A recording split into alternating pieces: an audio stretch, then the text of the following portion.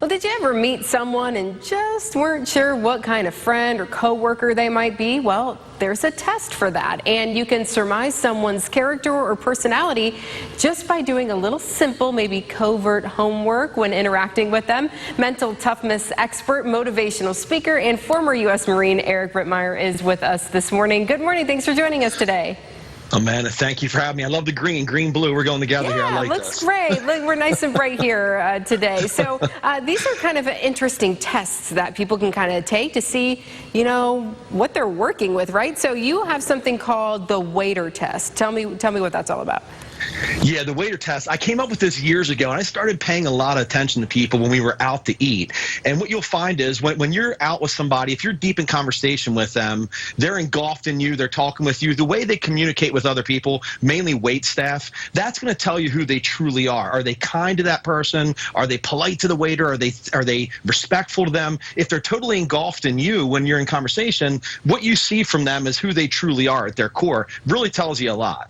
Yeah, that makes sense. Maybe if their order is wrong or something's undercooked or something, and if they're kind of nasty about it, right, when they're talking to the wait staff, that might give you a little clue, right?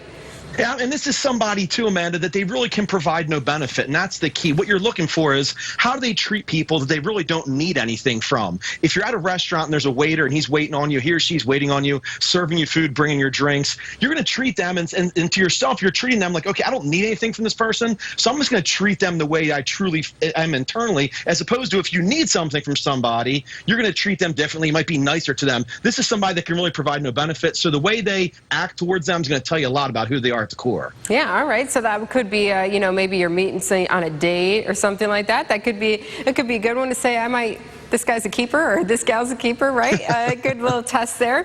How about the doggy test? Yeah, this is another one where, the waiter test is for how they treat people who really can provide no benefit. And the pet test or the dog test is how they treat people that are really, I hate to say helpless, but in a position where they might be down and out. So the way people treat dogs especially is really going to say a lot about, okay, are they compassionate? Are they empathetic? Are they kind? Do they get on the floor and roll around with them? Or is it more like, man, I hate dogs, they stink, I got dog hair all over me. So that says a lot about them too. Yeah, that makes a lot of sense. Yeah, if the way people treat animals. How about the police officer test?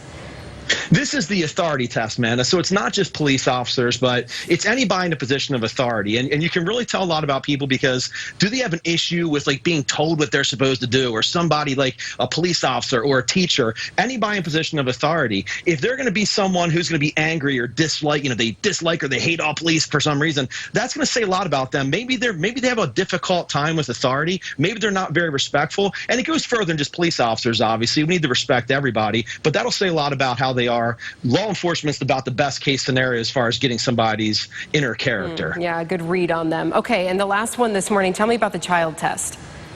Yeah, the kid test. The people who don't have, I think any of us who have children, we kind of get it. We know it. It's like, it's like we goof off. We're silly. Oh, they threw up. Oh, it's a stinky diaper, right? So people who don't, we find humor in the funniest places as parents.